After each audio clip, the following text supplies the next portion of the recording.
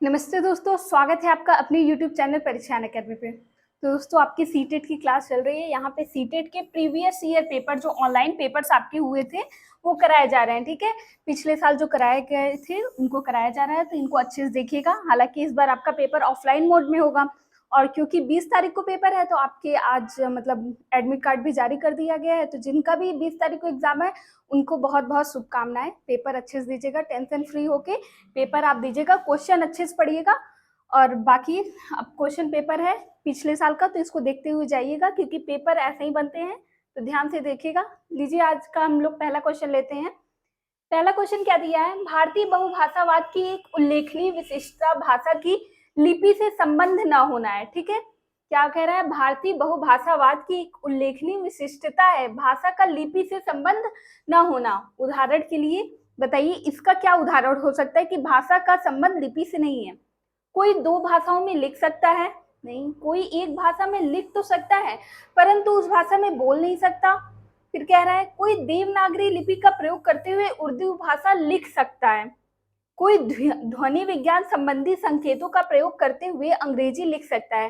तो दोस्तों उदाहरण इसका सबसे अच्छा क्या होगा कि कोई देवनागरी, हम लोग क्या कर सकते हैं, देवनागरी लिपि का प्रयोग करते हुए भी उर्दू भाषा लिख सकते हैं हम लोग। तो यही ऑप्शन आपका सही हो जाएगा कि कोई देवनागरी लिपि का प्रयोग करते हुए उर्दू भाषा लिख सकता है। अगला क्वेश्चन देखिए क्या कह रहा है। ट्रांसलैंग्वेजिंग से क्या आशय है? ठीक है, इसी को भाषांतरण भी दे सकता है, तो ध्यान रखिएगा। इसका क्या मतलब होता है बताइएगा। कई भाषाओं के प्रयोग की जगह एक भाषा का प्रयोग करना, भाषा को एक प्रक्रिया के रूप में देखना न कि एक उत्पाद के रूप में। वर्तमान समय के साहित्य में बहुभाषावाद के लिए नई पदावली है। अनुवाद की विस्तृत परंपरा के केंद्र में भाषा को रखना। ठीक है, तो इसमें बताइएगा क्या होगा आपका आंसर। देखिए भाषा अंतरण यानी ट्रांसलैंग्वेजिंग क्या होता है कि भाषा को इसमें हम लोग को एक क्या प्रक्रिया यानी प्रोसेस के रूप में देखते हैं, न कि क्या एक उत्पाद, एक प्रोडक्ट के रूप में नहीं। हम लोग एक प्रोसेस, एक प्रक्रिया के रूप में देते हैं। जब कक्षा में बच्चों को भाषा के माध्यम से विषय वस्तु सिखाई जाती है तो वो एक पूरी प्रक्रिया चलती है, एक प्रोसेस चलता है। ठीक है, तो यही आपका हो जाएगा, भाषा को एक प्रक्रिया के रूप में देखना न कि उत्पाद के रूप में। ऑप्शन नंबर बी आपका सही हो जाएगा। अगला क्वेश्चन देखिए क्या कह रहा है। भाषा शिक्षा में रचनात्मकता से क्या अभिप्राय है? ठीक है, भाषा शिक्षा में रचनात्मकता से क्या अभिप्राय है? ऑप्शन ए दे रहा है कक्षा में किए जा सकने वाले खुले अंत तथा नए नए प्रश्न जिनकी तरह तरह की व्याख्या और उत्तर हो। बी कह रहा है किसी तथ्य के प्रति समझ बनाने के लिए विभिन्न विषयों से तथ्यों को जुटाना। सी कह रहा है शिक्षण की नई विधियों का प्रयोग करते हुए कक्षाई गतिविधि कराना। और डी कह रहा है संप्रेषणात्मक भाषा शिक्षण का प्रयोग करते हुए कक्षा में प्रयोग सामग्री का उपयोग किया जाता है। रचनात्मकता का क्या दोस्तों अर्थ होता है कि खुले अंत वाले यानी जो ओपन एंडेड क्वेश्चन होते हैं वो कराना और नए नए प्रश्न कराना जिसका आंसर, जिसका उत्तर क्या हो, सीमित ना हो, उसकी हम तरह तरह की व्याख्या कर सके। बच्चे क्या करें, उसका कई तरह के से जवाब दे। तो यही आपका क्या हो जाएगा, रचनात्मकता हो जाएगा भाषा में। ऑप्शन नंबर ए आपका सही हो जाएगा। आगे बढ़ते हैं, अगला क्वेश्चन देखिए क्या कह रहा है। पाठ श्रवण के लिए निम्नलिखित में से कौन सा सही सलाह है? सही सलाह कहा है दोस्तों, बताइएगा। श्रव्य रिकॉर्डिंग शुरू करने से पहले श्रवण कार्य से संबंधित विस्तृत लेख पढ़ने के लिए देना। फिर कह रहा है निष्कर्ष सुनते समय ची ची आवाज करने वाले पेन से बोर्ड पर लिखना। एक बार से अधिक रिकॉर्डिंग न सुनाई जाए। यदि श्रव्य सामग्री विद्यार्थियों के स्तर के उपयुक्त है तो बीच बीच में रोका ना जाए। अच्छा देखिए कह रहा है कौन सा सही है। अगर निष्कर्ष सुनते समय ची ची की आवाज करेगा पेन तो क्या बच्चों का ध्यान आकर्षित होगा? सही सुनेंगे नहीं। एक बार से अधिक रिकॉर्डिंग ना सुनाया जाए, क्यों ना सुनाया जाए? एक बार नहीं सुन पाए दोबारा भी सुनाई जानी चाहिए, तो ये भी गलत है। फिर कह रहा है यदि श्रव्य सामग्री विद्यार्थियों के स्तर के उपयुक्त तो बीच बीच में रोका ना जाए। अरे स्तर के उपयुक्त है तब भी कुछ चीजें नहीं समझ में आ रही तो उनको सुनने के लिए रोकना चाहिए, तो ये भी आपका गलत हो जाएगा। पहला सबसे सही क्या होगा, श्रव्य रिकॉर्डिंग शुरू करने से पहले श्रवण कार्य से संबंधित विस्तृत लेख पढ़ने के लिए देना, यानी जो भी आपको उनको सुनाना है, जो भी सुनाया जाएगा उससे पहले उससे संबंधित एक विस्तृत लेख अच्छा सा पढ़ने के लिए बच्चों को प्रोवाइड किया जाए यानी दिया जाए। तो ऑप्शन नंबर ए आपका सही हो जाएगा। अगला क्वेश्चन देखिए क्या कह रहा है। निम्नलिखित में से कौन सा व्याकरण पढ़ाने का चरण नहीं है? नहीं पूछा है दोस्तों, व्याकरण पढ़ाने का चरण नहीं है। विद्यार्थियों की भाषा में अध्यापक द्वारा संशोधन करना, विद्यार्थियों की भाषा में अध्यापक द्वारा संशोधन करना, किसी विशिष्ट व्याकरणिक बिंदु का प्रयोग करने वाली संप्रेषण गतिविधि, या होगा अध्यापक द्वारा अर्थ और नियम की जांच करना, पढ़ाए गए वाक्यों का अभ्यास करवाना। तो दोस्तों देखिए कौन सा सही नहीं है। देखिए हम लोग क्या करेंगे, अध्यापक द्वारा अगर कुछ मतलब गलती हो रही है तो भाषा में क्या करेंगे, संशोधन भी करेंगे, किसी प्रकार की व्याकरणिक बिंदु का प्रयोग करने वाली संप्रेषण गतिविधि भी करवाएंगे, अध्यापक द्वारा अर्थ और नियम की जांच भी करी जाएगी, लेकिन सिर्फ अभ्यास कराना यही आपका सही नहीं है। पढ़ाए गए वाक्यों का अभ्यास कराना, ऑप्शन नंबर डी यहाँ पे सही नहीं है। आगे बढ़ते हैं दोस्तों, अगला क्वेश्चन क्या कह रहा है, निम्नलिखित में से कौन सी भाषा शिक्षण की अवधारणा नहीं है। ठीक है, भाषा शिक्षण की अवधारणा पूछ रहा नहीं है। ट्रांसलैंग्वेजिंग, अभी हम लोग ने बात की, भाषा को एक प्रक्रिया माना जाता है, न कि उत्पाद माना जाता है इसमें, तो ये है पठन वैफल्य। ठीक है, किसी प्रकार का पठन वैफल्य, वही डिसलेक्सिया होता है आपका। ठीक है, तो ये भी आपका भाषा संबंधी अक्षमता होता है। बुद्धि है, फिर भाषा संबंधी विशिष्ट विकार, ये भी है, लेकिन बुद्धि क्या है, यही आपका भाषा से संबंधित नहीं है। ऑप्शन नंबर सी आपका सही हो जाएगा। ठीक है, भाषा शिक्षा की अवधारणा से बुद्धि संबंधित नहीं है। अगला क्वेश्चन देखिए क्या कह रहा है, भाषा की कक्षा में अध्यापक द्वारा पूछे जा रहे प्रश्न महत्वपूर्ण निर्देशात्मक उपकरण होते हैं, क्योंकि बताइए जो प्रश्न पूछे जाते हैं वे एक बहुत महत्वपूर्ण निर्देशात्मक उपकरण होते हैं। बताइए क्यों। इसमें पूछ रहा है, लगातार बोल रहे हैं, अध्यापक को थोड़ी देर के लिए आराम मिल जाता है, नहीं, वो प्रश्न तब भी पूछेगा तो ये आराम मिल रहा है, अध्यापक को सुविधा नहीं प्रदान की जाती है। फिर क्या है, कक्षा में विद्यार्थियों की सहभागिता बढ़ जाती है, ये सही कह रहा है। अगला पढ़ते हैं हम लोग, अध्यापिका को लंबी लंबी व्याख्या नहीं करनी पड़ती, ये भी फिर देखिए अध्यापक को मुख्य केंद्र में रखा है तो ये भी आपका गलत हो जाएगा। फिर कह रहा है इस समय अध्यापक पाठ्य योजना के बारे में तुरंत निर्णय ले सकते हैं, तो ये भी आपका अध्यापक के लिए, तो ये भी गलत है। विद्यार्थी कहाँ गए, कक्षा में विद्यार्थियों की सहभागिता बढ़ रही है, तो यही आपका सही हो जाएगा। ठीक है, समझ लीजिए जहां बालक को केंद्रित रखा जाए, विद्यार्थियों को केंद्रित रखा जाए, वही आपका सही होता है। ठीक है, तो कक्षा में विद्यार्थियों की सहभागिता बढ़ जाती है। अगला क्वेश्चन देखिए क्या कह रहा है, एक शब्दकोश की अनेक विशिष्टताएं होती हैं, निम्नलिखित में से कौन सी विद्यार्थियों के सामान्य शब्दकोश में नहीं पाई जाती है। ठीक है, शब्दकोश की बहुत सी विशिष्टताएं होती हैं। देखिए उसमें उच्चारण होता है, शब्द की उत्पत्ति, शब्द अर्थ और बालाघात।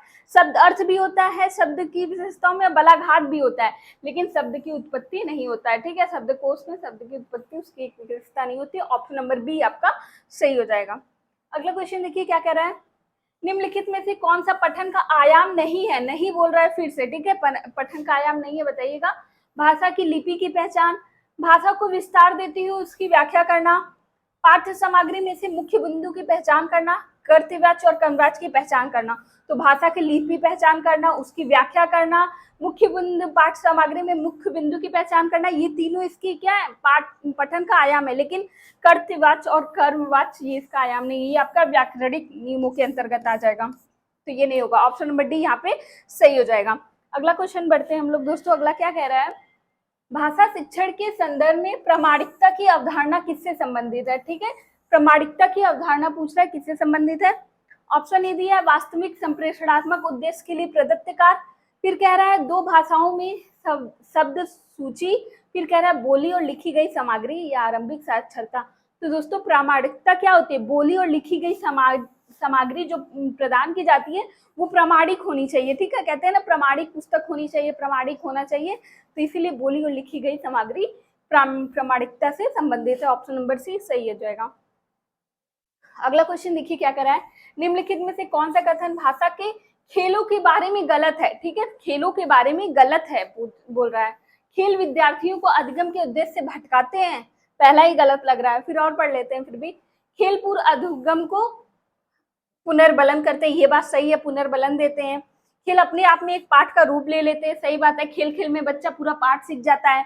अध्यापक को खेल अधिगम उद्देश्य के साथ संबंध करना कठिन है, नहीं, अध्यापक को खेल अधिगम उद्योग के साथ संबंध करना कठिन है। तो इसमें कह रहा है खेलों गलत कौन सा है, तो भटकाते हैं, थोड़ा कठिन होता है लेकिन भटकाते हैं, ये सबसे गलत है। खेल विद्यार्थियों को अधिगम के उद्देश्य से भटकाते हैं, यही आपका गलत है। ऑप्शन नंबर ए यहाँ पे सही हो जाएगा।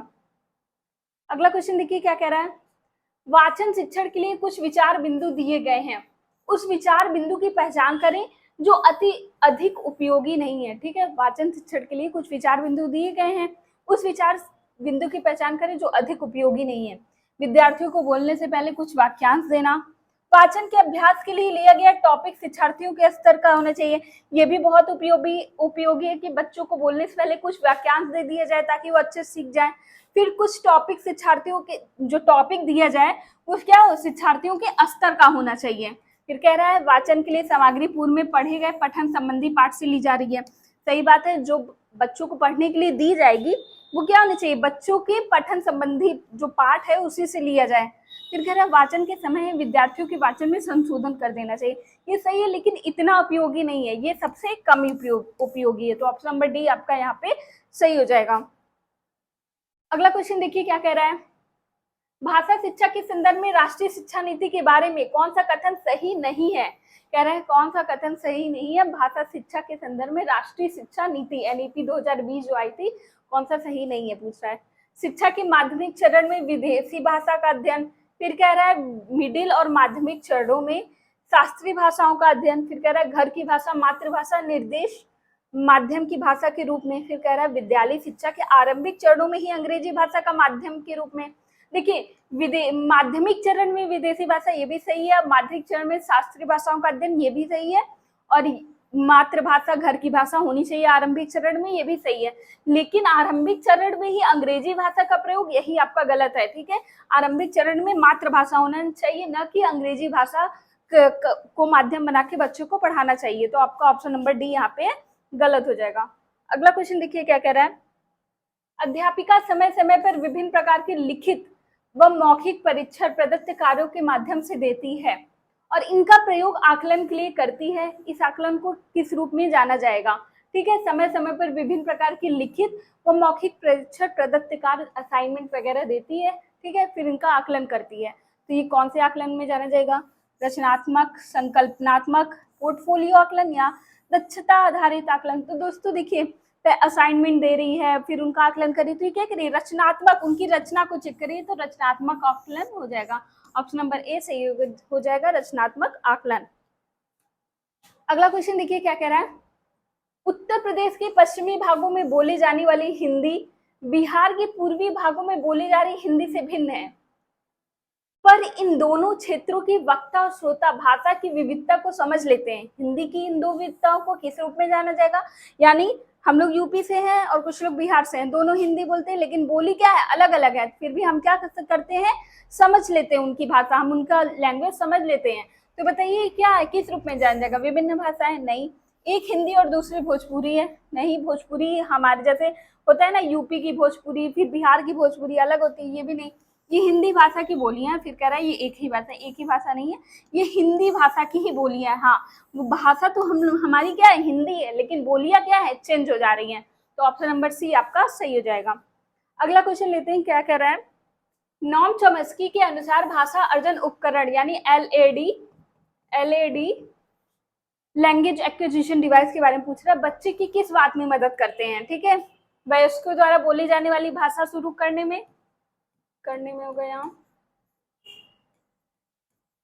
फिर पूछ रहा है व्याकरण के नियम बनाने में, सरलता पूर्वक दूसरी भाषा सीखने में, दूसरे बच्चों के साथ अंतःक्रिया करने में। तो दोस्तों लैंग्वेज एक्विजिशन डिवाइस जो होता है, भाषण अर्जन उपकरण, वो क्या कहता है, बच्चे शुरू से ही व्याकरण नियम बनाने में मदद करता है, सार्वभौमिक व्याकरण की बात करता है। तो ऑप्शन नंबर बी आपका सही हो जाएगा। अगला क्वेश्चन हम लोग देखेंगे क्या कर रहा है, कक्षा 5 में भाषा शिक्षण करते समय श्रीलाल पाठ्य सामग्री को बच्चों की पृष्ठभूमि रीति रिवाज और परंपराओं से संबंध करते हैं। श्रीलाल भाषा के किस सिद्धांत का प्रयोग कर रहे हैं, सटीकता का सिद्धांत, समूहीकरण का सिद्धांत, अभ्यास का सिद्धांत या जीवन से जुड़ाव का सिद्धांत। वो क्या कर रहे हैं दोस्तों, देखिए श्रीलाल जो है बच्चों की पृष्ठभूमि रीति रिवाज और परंपराओं से संबंध कर रहे हैं, यानी उनके जीवन से जुड़ाव जोड़ रहे हैं, उनके जीवन से संबंधित कर रहे हैं। तो ऑप्शन नंबर डी आपका यहाँ पे सही हो जाएगा, जीवन से जुड़ाव का सिद्धांत हो जाएगा यहाँ पे। अगला क्वेश्चन देखिए क्या कह रहा है, गोवा में कोंकणी, मराठी, अंग्रेजी, हिंदी और पुर्तगाली भाषाएं बोली जाती हैं।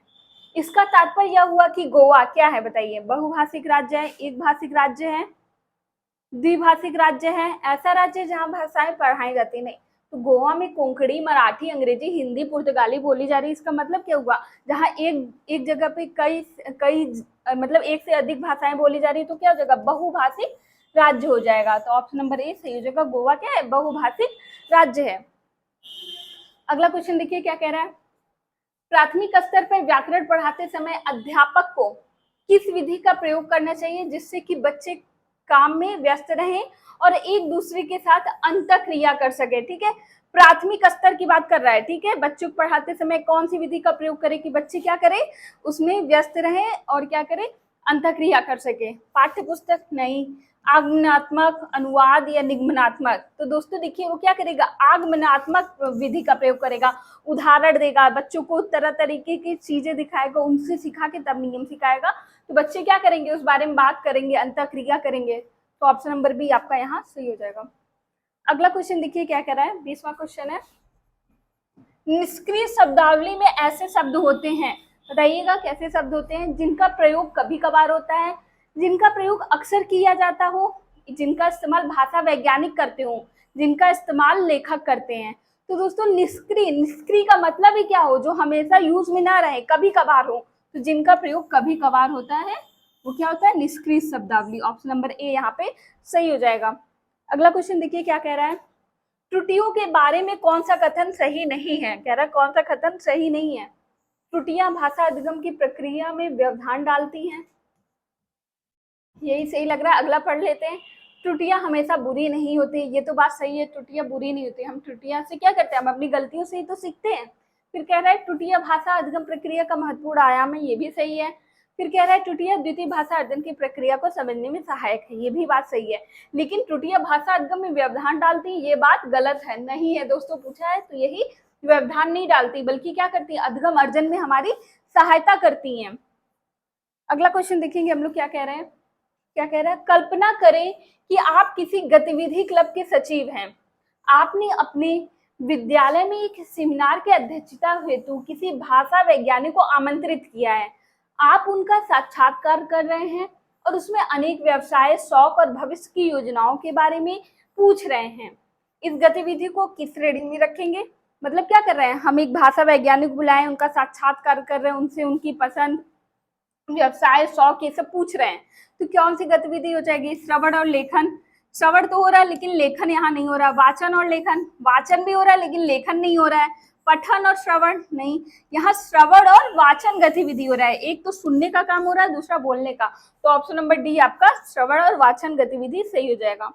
अगला क्वेश्चन देखिए क्या कह रहा है, पृथ्वी सूर्य के चारों ओर घूमती है, इस प्रकार की तथ्यात्मक सूचना संबंधी लेखन को किस श्रेणी में रखा जाएगा, प्रतिपादक लेखन यानी व्याख्यात्मक जिसे कहते हैं, प्रत्ययकारी लेखन, वृत्तांतात्मक लेखन या विवरणात्मक लेखन। तो दोस्तों इसको हम रखेंगे प्रतिपादक यानी व्याख्यात्मक, इसका व्याख्या किया जा सकता है, तो प्रतिपादक लेखक में रखा जाएगा, प्रतिपादक लेखन के अंतर्गत आ जाएगा। ऑप्शन नंबर ए सही रहेगा।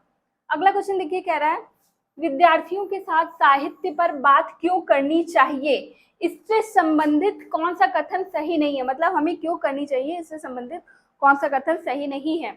ऑप्शन ए कह रहा है यह बहुत प्रेरणास्पद है, ठीक है ये तो सही है, यह पाठ्यक्रम में शामिल नहीं है। अगला कह रहा है यह विद्यार्थियों को दूसरों की संस्कृति समझने में मदद करता है, ये भी सही है। यह भाषा अर्जन का आधार है, ये भी सही है। तो कौन सा सही नहीं है, यह पाठ्यक्रम में शामिल नहीं है। ऐसा कह के हम ये नहीं कह सकते कि आपको साहित्य के बारे में बात नहीं करनी चाहिए। तो ऑप्शन नंबर बी ही आपका सही हो जाएगा। अगला क्वेश्चन देखिए क्या कह रहा है, भाषा अधिगम में निदानात्मक परीक्षण का क्या उद्देश्य है, युगात्मक आकलन की योजना बनाना और प्रश्न पत्र तैयार करना, शिक्षार्थियों की समझ में रह गए अंतरों या कमियों को जानना, फिर कह रहा है विद्यार्थियों को काम दिलवाने के उद्देश्य से उनकी भाषाई निपुणता का परीक्षण करना, फिर कह रहा है किसी विशिष्ट कार्यक्रम हेतु अभ्यर्थी हेतु पात्रता का आकलन करना। तो दोस्तों निदानात्मक का अर्थ ही होता है कि हम उसकी कमियों, उसका जो उसकी कमी रह गई, अंतर रह गए, उनको जानना। तो यही होगा शिक्षार्थियों की समझ में रह गए अंतरों या कमियों को जानना। ऑप्शन नंबर बी यहाँ पे सही हो जाएगा। आगे बढ़ते हैं, अगला क्वेश्चन क्या है, वाइगोस्की के अनुसार बच्चे साथियों के साथ सामाजिक अंतःक्रिया से सीखते हैं एक भाषा शिक्षक के रूप में। ठीक है, देखिए क्या करना है, अपने पाठ की इस तरह से योजना बनाएं कि वे कक्षा में अकेले बैठे तथा कक्षा में अंतःक्रिया में बातचीत किए बिना कार्य करें। तो यहाँ पे तो वैगोत्स्की का रूल जो उनका नियम है यहाँ लागू ही नहीं होगा। बच्चा अकेला बैठेगा, किसी से बात नहीं करेगा, तो यहाँ सामाजिक अंतःक्रिया नहीं होगी। फिर कह रहा है ऐसी पाठ योजना बनाए जिसमें अंतःक्रिया से बचने के लिए खेल और चर्चा शामिल ना किए जाए। ये भी गलत हो जाएगा, ठीक है। अंतःक्रिया से ये तो करवानी ही है। फिर देखिए, कक्षा में अनुशासन बनाए रखने के लिए प्रोत्साहन, पुरस्कार एवं दंड का प्रयोग करें। ये भी नहीं है, प्रोत्साहन, पुरस्कार, दंड का बात आपके वैगोत्स्की नहीं कहते हैं। फिर देखिए क्या कह रहे हैं, जोड़े एवं समूह कार्य के लिए योजना बनाए ताकि वे साथियों के साथ अंतःक्रिया कर सके। देखिए यही सबसे सही होगा, यहीं पे वो सोशल होंगे, सामाजिक अंतःक्रिया करेंगे। कब? जब वे जोड़े एवं समूह में कार्य योजना बना के वे साथी क्या करेंगे, साथी अपने एक दूसरे से अंतःक्रिया करेंगे। तो ऑप्शन नंबर डी यहाँ पे सही हो जाएगा। अगला क्वेश्चन देखिए क्या कह रहा है, निम्नलिखित में से कौन सा तरीका भाषा शिक्षक के द्वारा अपनाया जाना चाहिए। ठीक है, भाषा शिक्षक के द्वारा कौन सा तरीका अपनाया जाना चाहिए। धारा प्रवाह बोलने वाले विद्यार्थियों को कक्षा में अनुकरणीय विद्यार्थी के रूप में स्वीकारना चाहिए। ठीक है, कक्षा हेतु कुछ कठोर नियम बनाना चाहिए तथा सुनिश्चित करना चाहिए कि उनका कड़ाई से पालन होना चाहिए। यह सुनिश्चित करना चाहिए कि उसकी कक्षा में सभी विद्यार्थी महसूस करें कि उन्हें स्वीकृति और महत्व दिया जा रहा है, चाहे वे किसी भी भाषा, सामाजिक एवं सांस्कृतिक पृष्ठभूमि से संबंध रखते हों। ठीक है, संबंध रखते हों। यह सुनिश्चित करना कि भाषा की कक्षा में सुविधा वंचित पृष्ठभूमि से आने वाले बच्चों को कठिन परिश्रम करना है। तो क्या करना है, भाषा शिक्षक होने के नाते हमें यह सुनिश्चित करना चाहिए कि क्या करें, उन सभी, जहाँ सभी आ जाए, सभी विद्यार्थी महसूस करें कि उन्हें स्वीकृति, महत्व दिया जा रहा है। सब एक बराबर है, सबकी स्वीकृति, सबकी भाषा को स्वीकृति दिया जा रहा है, चाहे वे कहीं से भी, किसी भी भाषा, सामाजिक, संस्कृति से, पृष्ठभूमि से संबंध रखते हो। तो ऑप्शन नंबर सी आपका यहाँ पे सही हो जाएगा। अगला क्वेश्चन देखिए क्या कह रहा है, भारतीय कक्षाएं बहुभाषी कक्षाएं होती हैं। बहुभाषिकता के इस संदर्भ को ध्यान में रखते हुए प्राथमिक स्तर पे बहुभाषी कक्षा के बारे में निम्नलिखित में से कौन सा एक सर्वाधिक उपयुक्त है। ठीक है, भारतीय कक्षाएं क्या होती है, बहुभाषी कक्षाएं होती हैं। फिर कह रहा है कि बहुभाषिकता के संदर्भ में ध्यान रखते हुए हमें प्राथमिक स्तर पे, किस स्तर पे बात की जा रही है, प्राथमिक स्तर पे बताना होगा बहुभाषी कक्षा के बारे में निम्नलिखित में से कौन सा सर्वाधिक उपयुक्त है, बताइएगा। शिक्षक को शिक्षार्थी की भाषा के नजरअंदाज करते हुए विद्यालय की भाषा पर ध्यान देना चाहिए। देखिए नहीं, कभी भी विद्यार्थी की भाषा को क्या करना है, नजरअंदाज नहीं करना है। ठीक है, तो ये आपका गलत हो जाएगा। उसको एक औजार, एक उपकरण मान के उसको प्रयोग करना है। घर की भाषा का मातृभाषा घर पे बोलनी चाहिए, ना कि विद्यालय में, ये भी गलत है। बच्चे को कभी भी घर की भाषा का प्रयोग करने से नहीं रोकना है। भारत में एकल भाषी विद्यालय होने चाहिए तथा शिक्षार्थियों को उनकी भाषा की प्राथमिकताओं के अनुसार प्रवेश देना चाहिए। नीचे पढ़ते हैं, शिक्षक शिक्षार्थियों को उनकी स्वयं की भाषा में संप्रेषण करने एवं अभिव्यक्ति हेतु प्रोत्साहित करे तथा उनके विचारों को सम्मान दे। देखिए यही आपका सबसे सटीक है कि शिक्षक क्या करे, शिक्षार्थियों को उनके स्वयं की भाषा में संप्रेषण करने के लिए उनकी मतलब खुद की भाषा को प्रोत्साहित करे बात करने के लिए और उनके विचारों को सम्मान दे। तो ऑप्शन नंबर डी आपका यहाँ पे सही हो जाएगा। अगला क्वेश्चन देखिए क्या कह रहा है, लक्ष्य दृश्य शब्द भंडार किस प्रकार का शब्द है। ठीक है, लक्ष्य दृश्य शब्द भंडार किस प्रकार का शब्द है। रटकर सीखा जाता है, नहीं, रटकर सीखने की बात नहीं होती। पाठक इसकी पहचान करता है और बिना किसी जटिल विश्लेषण के इसे अर्थपूर्ण पाता है। लेखक की शैली प्रभावशीलता का निर्णय लेने से मदद करता है। कम प्रयुक्त किया जाता है। तो लक्ष्य दृश्य शब्द जो होता है इसमें पाठक क्या करता है, जो पढ़ने वाला रहता है, इसकी पहचान करता है और बिना किसी जटिल विश्लेषण के इसे अर्थपूर्ण पाता है। यानी बहुत ज्यादा कठिन उसे प्रयास नहीं करना पड़ता, उसको पढ़ते ही वो उसको क्या, उसका अर्थ ग्रहण कर लेता है। तो ऑप्शन नंबर आपका बी यहाँ पे सही हो जाएगा। अगला क्वेश्चन देखिए क्या कह रहा है, आरंभिक साक्षरता उपागम पर आधारित कक्षा के लिए बच्चों को क्या करना चाहिए ना, पारंपरिक प्रवेशिका पढ़ानी चाहिए, विभिन्न प्रकार की लिखित और वाचिक सामग्री से अंतःक्रिया करना चाहिए, ड्रिल और अभ्यास वाली वर्कशीट पर काम करवाना चाहिए, मौखिक ड्रिल अभ्यास करवाना चाहिए। दोस्तों बात किसकी की जा रही है, आरंभिक साक्षरता उपागम पर। ठीक है, तो ऐसे में बच्चे क्या करेंगे, विभिन्न प्रकार की लिखित और वाचिक सामग्री से अंतःक्रिया करेंगे। ठीक है, जब वो उसको समझेंगे, अंतःक्रिया करेंगे, तभी वो अच्छे से सीख पाएंगे। तो ऑप्शन नंबर बी आपका यहाँ सही हो जाएगा। तो दोस्तों आज के मेरे 30 क्वेश्चन यहीं समाप्त होते हैं। अगर आपको वीडियो पसंद आई हो तो आप ज़्यादा से ज़्यादा वीडियो को शेयर करिए, सब्सक्राइब करिए, आप इनको जितना हो सके लोगों को शेयर करिए ताकि ये सब तक पहुंच सके, और इसी तरह हमारा साथ देते रहिए, हमसे जुड़े रहिए। मिलते हैं नए वीडियो में नेक्स्ट टॉपिक के साथ। तब तक के लिए जय हिंद, जय भारत।